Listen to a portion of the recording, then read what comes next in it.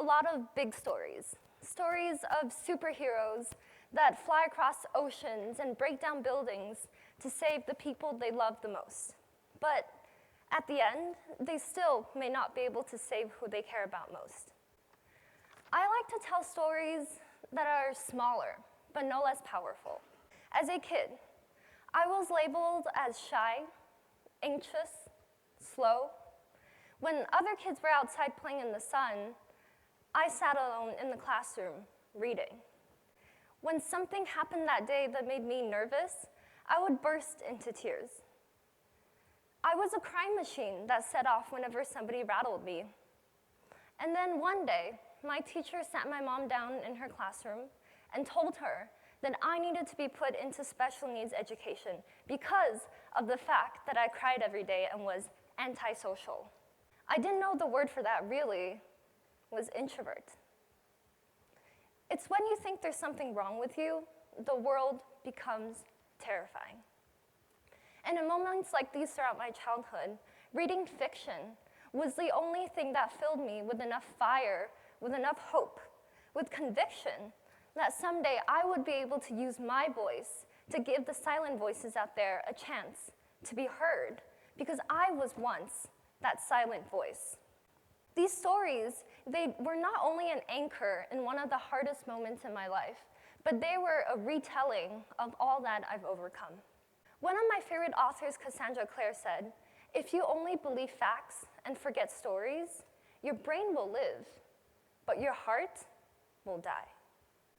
You never know who is going to need that story, that escape from the intolerable. Somewhere out there is someone who needs your story. Someone who, without your story, would be a different person. Someone who, with your story, may gain hope, wisdom, kindness, and comfort. So read stories, tell stories, share stories. There is a truth that goes far beyond what we are told today to believe in. Yes, fiction is composed of beautiful lies, but because you believed in it, you found something true about yourself.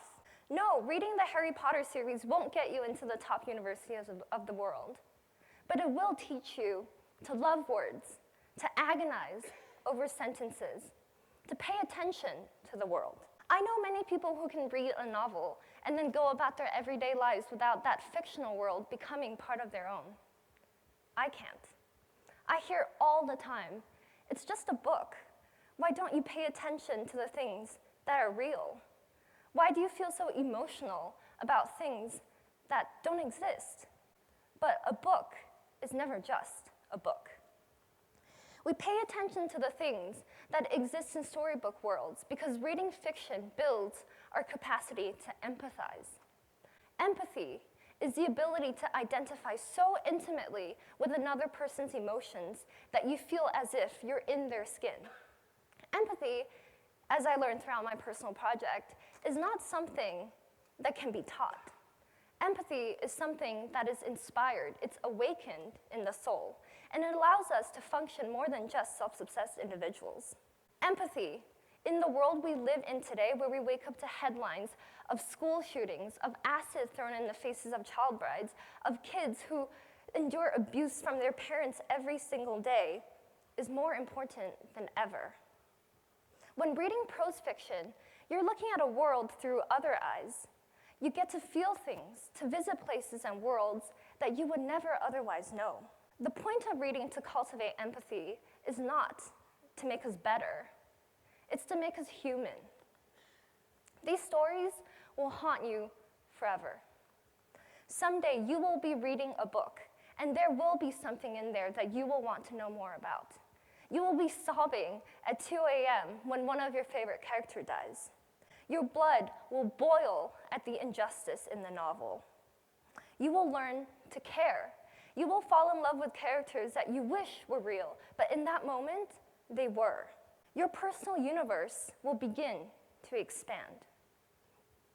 Characters aren't merely squiggles on a page. They are given form and life as much as anyone else. Our reactions might be less by degrees, but not different in terms of kind. When you return to your own world, you're going to be changed. You take back with you weapons and armor. You find yourself never being able to be entirely content with the world that you grew up in.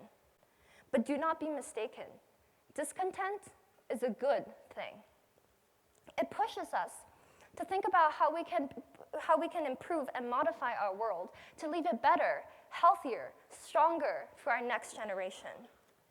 So read books that affect you like disasters, books that wound and stab you. Read fiction that makes you grieve deeply, like the death of someone you loved more than yourself. Read because it teaches us to see love in people. It's time to care, for everyone to care. That means we need to start out by educating ourselves, by understanding each other, by searching deep for that human connection. Not just by saying, I'm sorry for your loss, I feel bad for you, but to stand up, get up, speak up. Don't just whisper, shout.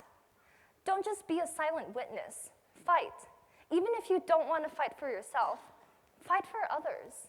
There is always someone left to fight for. The world may be a breeding ground for cynicism and contempt, but that does not mean that we should relinquish our attempts to love ourselves, to love others, to celebrate this magical quality of our collective consciousness called love.